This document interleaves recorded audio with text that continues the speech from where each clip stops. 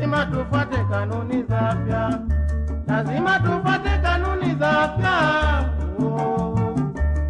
Mtu ni afya kwa kila binadamu. Linda familia yako dhidi ya ugonjwa wa kipindupindu, kwani ni hatari kwa afya. Nawa mikono yako na sabuni mbele ya kula, mbele ya kunyonyesha mtoto, kisha kutoka chooni, kisha kusalimiana, na pia kusafisha choo pamoja na uwanja. Ukizingatia hayo, bila shaka utajiepusha wewe na familia yako. Lazima tufuate kanuni za afya, lazima tufuate kanuni za afya. Mtu ni afya. Huu ni ujumbe unaoletwa kwenu nalo shirika la kiutu la Caritas Uvira pamoja na mfadhili wake NCA kwa udhamini wa kifedha wa Fonds Humanitaire de la RDC katika ule mradi wa WASH na VBG unaotekelezwa ndani ya mtaa wa afya wa Fizi. Tatu ni hasa inacholinda mwili, chakula vyenyewe sasa tuna. Okay, barabara mpenzi msikilizaji wa idhaa Kiswahili ya redio yetu ya kijamii, bila shaka mida kama na hii ni muda wako muafaka wa kuja kufuatilia kipindi chako cha afya na mazingira, kipindi ambacho kina kuandaa na kukuimarisha, kukupa mafundisho mbalimbali hususan kuhusiana na swala nzima la afya kwa ajili ya usalama wako. Na kwa siku ya leo tunaye mwalikwa wetu ambaye hivi punde atakuja kujitambulisha kuwa yeye ni nani na labda anatokea wapi. Karibu ndugu kiongozi. Asante. Ya labda ungechukua nafasi kwanza kujitambulisha kwa ndugu wasikilizaji ambao wanakufuatilia kwa muda kama na huu.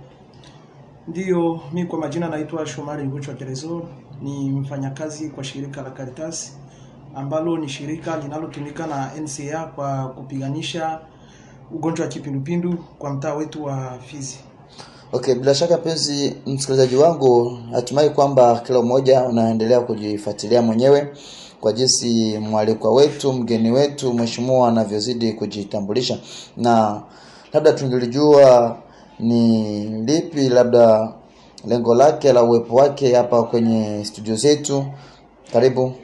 Ndio, nawaza sio mara ya kwanza nakuja kwenye studio hii, na kama nilivyosema hapo awali ni kwamba tuko mu zone de santé ya Fizi na tunapiganisha ugonjwa wa kipindupindu, na hiyo ndio sababu mojawapo ya mimi kunileta nije tena kwa mara nyingine hapa kwenye kituo hichi cha redio. Kwa hiyo nawaza kwa leo tutakuwa na mada nyingine, ni kwa ajili tu ya uhamasishaji. Nawaza ni uhamasishaji tu ndio tunaoongelea. Na leo tumekuja kwa mada nyingine juu ya usafi wa vyoo vyetu. Tukisema vyoo ndio ile mawese. Labda Kiswahili cha vyoo kinaweza kikasumbua. Kwa hiyo usafi wa vyoo ndio mada tutakuwa nayo kwa leo. Okay, asante sana mpenzi msikilizaji wetu. Bila shaka unaendelea kutufuatilia kwa makini na ameweza kujitambulisha hapo mwaliko wetu, na pia ameweza kutuonesha ni lipi ambalo ametuandalia au ambalo ametujia nalo kwa siku ya leo, ni kuhusiana na swala mzima la usafi wa vyoo wese. Na katika hilo bila shaka wapo kwenye uhamasishaji zidi kwa ajili ya kupiganisha nani ugonjwa wa kipindupindu ambao tunajua ni ugonjwa hatari sana, kolera. Na labda tungilipendelea kwanza moja kwa moja kukupa nafasi kwa kutueleza ni lipi labda umekusudia katika mada yetu ya siku ya leo kwa ajili ya swala mzima la usafi wa vyoo. Ndio ndugu mtangazaji, nashukuru. Ni kwamba usafi wa vyoo tunajua kama choo ni nyumba. Kama tunavyojua choo ni nyumba. Na mara nyingi waga tunashauriwa wakati unajenga ujitahidi ya kwanza kujenga iwe kwanza choo. Okay. Kwa sababu choo ndio kitu kinachopokea uchafu wote unaotoka kwenye familia yako. Kwa hiyo tunashauriwa zaidi sana choo kama choo tujenge choo. Sio kutegemea eti tujengewe. Najua kwenye mtaa wetu wa Fizi sehemu nyingi sana ni sehemu ambazo kuna uhaba wa vyoo. Kwa hiyo ni sehemu ambazo labda tungesi watu wajitahidi angalau juu tunajua sehemu kama zile choo ikiwa imekosa, yani watu wanakuwa wananyamba kiovyo, na ile kunyamba kiolela ndio inayosababisha zaidi sana magonjwa au mlipuko wa magonjwa ya kipindupindu. Okay, na labda kabla tujajikita zaidi sana kulingana na mada ambayo tulionayo kwa siku ya leo, Ndugu kiongozi, tungependelea kujua kwanza choo inaandaliwaje, kuandaa choo, sababu kuna design nyingi za kuandaa choo. Kuna wengine ambao labda wanapanga tu mawe, wanaweka mawe tu, sijui kwa aina nzuri ya choo inaandaliwaje, kwamba au inachimbiwa shimo au sijui. Unawezaje kutueleza hapo kwanza kuhusiana na swala nzima choo? Unajua kuna wengine ambao mpaka hivi sasa hawanaga choo, sivyo? Yeah. Ndio nataka kukuambia ndugu mtangazaji au kuambia watu ni kwamba choo kwanza, kama choo kinajengwa kufuatana kwanza na uwezo wa mtu. Choo kinajengwa kufuatana na uwezo wa mtu. Kwa hiyo choo kwanza ni sehemu ambayo inayohifadhiwa uchafu ule unaotoka tumboni. Ndio sehemu hiyo. Kwa hiyo kwa kujenga choo inafuatana sasa kila mtu na uwezo wake. Juu nikisema hapa choo kinajengwa hivi, labda tukifanya hata utafiti mtaa wetu wa Fizi tunaweza tukakuta labda vyoo vinaweza vikawa vile vya kuheshimia kabisa sheria eti choo kimejengwa. Labda tunaweza tukakuta ni vyoo kama litakuwa 100 kwa mtaa wetu mzima. Kwa hiyo choo kama choo kinajengwa kufuatana na uwezo wa mtu. Lakini nachosihi ni kwamba choo ni sehemu ambayo kwanza inayohifadhiwa ule uchafu unaotoka tumboni. Masuala ya kujenga ile inapatana na uwezo wa mtu. Lakini choo kama choo kinatakiwa kwanza, choo kinatakiwa kiwe kisafi. Donge kisafi, msionekane ka kitu kokote mule ndani. Na choo hakitakiwi mavi yaonekane. Yaani mara nyingi huku kwetu vyoo tunavyotumikisha ni vile vyoo unakuta unaingia chooni hivi, mbele ya kuanza kufanya haja zako unakuta kwanza unachungulia hivi unaona ni mavi. Vile vyoo vinavyoitwa kama vile vya vile vya asili kabisa. Vile vya moja kwa moja. Sasa hivyo vyoo kama hivyo mara nyingi huaga vishauriwi sana. Kwa sababu ni vyoo ambavyo vinasambaza au vinasababisha magonjwa kulipuka. Kabisa. Mfano ukiingia kwenye choo kama hiki tumetaja hapa, hiki cha mara moja. Unakuta uko nafanya choo. Ukikuta kule chini kule kuna maji au choo kenyewe kimeshapanda karibia kujaa. Kile choo utakuta uko nafanya choo huku afu maji yenyewe tena maji yenyewe yanakurudia tena kwenye kwenye kihuno chako. Kwa hiyo vyoo kama hivyo huaga havishauriwi sana. Kwa hiyo choo kizuri ni kile ambacho tunajenga mara mingi, kile tunachokuwa na zoezi ya wakati unafanya choo na unashusha mavi mara moja. Ile ndio choo zaidi sana tunashauriwa. Lakini kwa choo hiki kingine kiasili, ndio maana ndugu mtangazaji nilitangulia kusema choo kinajengwa kufuatana na uwezo wa mtu. Lakini cha kwanza kiwe choo kwanza kiwe kisafi. Japokuwa tutakijenga kwa ile hali yetu ya asili nini, lakini kisafi kwanza. Na ya pili isiwe inatoa harufu. Choo isitoe harufu. Na ya tatu ni ile mavi yasionekane. Kwa hizi tukiheshimisha hizi kanuni tatu hapa, tutakuwa tunajenga choo ambacho kinatakiwa kiwepo. Na waza ni ile.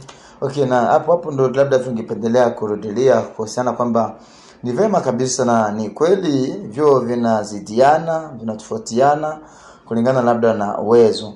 Lakini kadiri jinsi kwamba umeshauri jamii ni kwamba ni vema kutumia au kufanya mazingira ya vyoo ambavyo vinachukua zile taratibu za kuteremsha kwa maarufu tunazita kama vile choo za central, sivyo?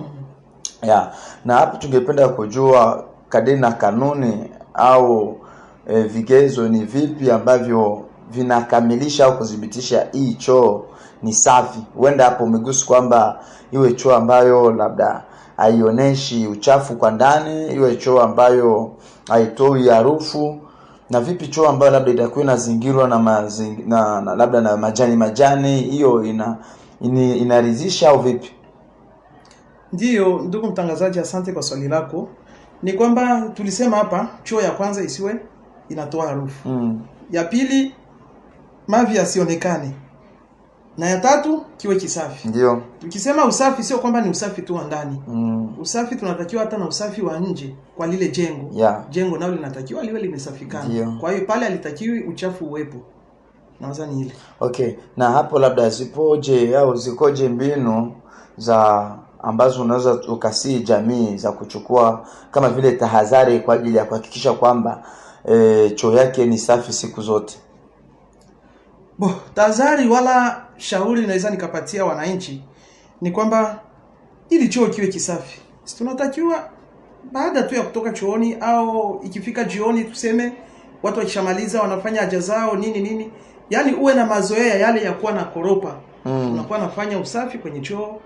Yani hata mtu akipita, nawaza eneo yetu au mtaa wetu sehemu nyingi unakuta choo kimoja kinachangia, unakuta hata familia 5 zinapitia kwenye ile choo moja. Kwa hiyo sasa pale itakuwa utaratibu sasa wa wewe mwenye choo, kwa sababu mtu akitoka anakuja kutumia choo, sio choo yake. Kwa hiyo ataitumia kwa namna yoyote ile. Kwa hiyo utakuwa sasa utaratibu kwako wewe mwenye choo, wakati mtu anaingia na kitoka, unaenda kule nenda zungurukia kule unaangalia mazingira kama ameachaje. Ndio. Sasa itakuwa ni ya muhimu sana. Okay, labda hapo tungependelea kujua labda ni lipi neno lako la mwisho kwa ndugu msikilizaji ambaye anakufuatilia au kwa faida na niaba ya jamaa mzima. Ndio, ningetaka kuongezea kidogo kabla sijafika kwenye mashauri. Okay. Najua nilisema hapo awali kama choo mtaa wetu wa Fizi sehemu nyingi hazina au zina uhaba wa vyoo. Kwa hiyo wale kwanza ningewashauria angalau tutumie au tujitahidi kwa kuchimba vyoo au kutengeneza au kujenga vyoo. Na lingine labda ningesaidia kwa wale pia ambao hawana vyoo, wana mazoea sana ya kunyamba, ile kunyamba kiolela. Unakuta mtu anaenda tu porini ananyamba, anaenda sijui baharini ananyamba. Sasa watu kama wale, ile ni hali ambayo inatuletea madhaifu fulani, au ni hali ambayo inatuletea tuseme ile nani ya ugonjwa wa kipindupindu, mlipuko wa ugonjwa wa kipindupindu. Juu kwa wakati huu wa kipo ambao tuko nao, mtu anaenda nyamba kule sijui porini, mavi yakikauka kule na hii pepo, unakuta ile mavi ile pepo mara moja inajileta huku. Kwa mfano unakuta mtu anatereka, kuna mtu anatereka vyakula, ndazi, tuseme matunda yoyote yale. Unakuta ile vumbi ya ile mavi ile mara moja inatoka kule na nakia kuambukiza kwa ile mavyakula ambayo watu wanatereka kabisa. Na unakuta mara moja mtu akipita na njaa yake, sijui kwa utaratibu au mtu akipita mara moja tu ananunua ndazi anaikula bila hata kunawa sijui nini, unaona mara moja inaambukiza ule uchafu wa ile mavi, inaambukiza ule mteja ambaye alinunua ile chakula. Kwa hiyo ningeshauria watu, wakati wa kipwa, na wakati wa kipwa ni wakati ambao kuna milipuko mingi sana ya magonjwa. Milipuko ni mengi sana ya magonjwa. Kwa hiyo kwa wale ambao wana mazoea ya kutumia ile tunaita defecation à l'air libre kwa Kifaransa, tungewasii wale angalau wajitahidi kuchimba vyoo. Ndio. Wajitahidi kuchimba vyoo. Nina uhakika kuna miradi fulani tulitumika hapo nyuma ambayo tulisaidia watu maeneo fulani juu ya choo. Tulitengeneza, tuliapuye watu. Unakuta mtu anatengeneza, tunamwambia mtu atengeneze choo chake kwa uwezo wake, alafu tunakuja kumsaidia. Kwa hiyo ile inaleta hamasa kwa ule mtu namna gani anaweza akatumika au akatengeneza choo kwa namna yake ile. Ndio. Nawaza hili. Okay, na labda shauri kwa watu kama nao ambao labda wapendi kuchimba choo, na labda hasara zake zitakuwa ni zipi?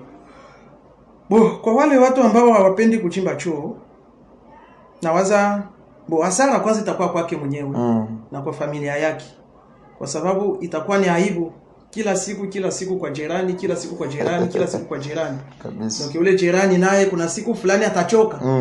Unaona matusi anaanza, na matusi yakianza, wewe upendi kujenga choo, ndio ulichokoza ndio ulitaka wakutukane kivile kabisa. Kwa hiyo ningeshauria watu zaidi sana wale ambao wana vyoo, tuchimbe tu choo. Ile itakuwa ni ya muhimu sana. Tujitahidi tuchimbe choo. Choo ni njia nyingine ambayo inatusaidia kwa kuepukana au kwa kujikinga na magonjwa ya mlipuko kama vile kipindupindu. Na lingine ningesaidia kuongezea, ndugu mtangazaji, nawaza choo, tukienda chooni sisi wote tunabusaka ni mavi. Na ndio maana siwezi kosa kuongelea juu zile nyakati muhimu 5 au 6 za kunawa mikono na sabuni. Kwa sababu kitoka chooni lazima unawe mikono. Ule chooni ulijitawaza. Ule chooni ulifanya mengi. Uligusa mavi, ulifanya nini? Tunawaza tu mtu yoyote akienda chooni kwenda fanya haja kubwa lazima aguse mavi. Labda kwa ule ambaye hajitawazaki. Kwa hiyo ningeshauria watu, wakati unatoka chooni, kabla ujengia hata ndani, unaweza ukandaa hata nani pale ile wanaita soro bine. Eske tuko na zipana, sio kwamba tuzipana. Naongelea kwa kitu ambacho tunakipana. Kwa hiyo tuko na soro bine. Wakati unatoka chooni angalau unanawa mikono kabla hujafanya nani shughuli zingine zote. Unanawa hata mikono na sabuni ili ule uchafu usio unaambukiza kwa watu wengine. Okay. Asante sana ndugu kiongozi, tunakushukuru na karibu mara tena. Bila shaka mpenzi msikilizaji wetu wa Radio ya Kijamii, ulikuwa nasi toka hapo tulivyoanzisha kipindi chetu cha afya na mazingira, baada ya kufuatilia kwa makini mwalikwa wetu kutoka kwenye shirika la Caritas lenye kufadhiliwa na shirika la NCA, akiweza kutuangazia, kutushauri mawili matatu kuhusiana na swala nzima la jinsi gani ya kuepukana na ugonjwa wa kipindupindu, kiwemo pamoja na taratibu au kuzingatia usafi wa vyoo.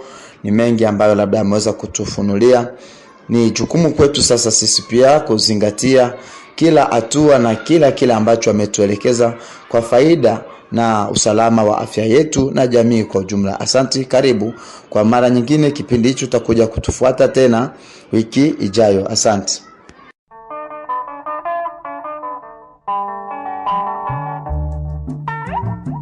Kutokana na maradhi mbalimbali, lazima tufuate kanuni za afya. Lazima tufuate kanuni za afya. Mtu ni afya kwa kila binadamu. Linda familia yako dhidi ya ugonjwa wa kipindupindu, kwani ni hatari kwa afya. Nawa mikono yako na sabuni mbele ya kula, mbele ya kunyonyesha mtoto, kisha kutoka chooni, kisha kusalimiana, na pia kusafisha choo pamoja na uwanja. Kizingatia hayo, bila shaka utajiepusha wewe na familia yako. Lazima tufuate kanuni za afya. Lazima tufuate kanuni za afya. Mtu ni afya. Huu ni ujumbe unaoletwa kwenu nalo shirika la kiutu la Caritas Uvira pamoja na mfadhili wake NCA kwa udhamini wa kifedha wa Fonds Humanitaire de la RDC katika ule mradi wa WASH na VBG unaotekelezwa ndani ya mtaa wa afya wa Fizi. Tatu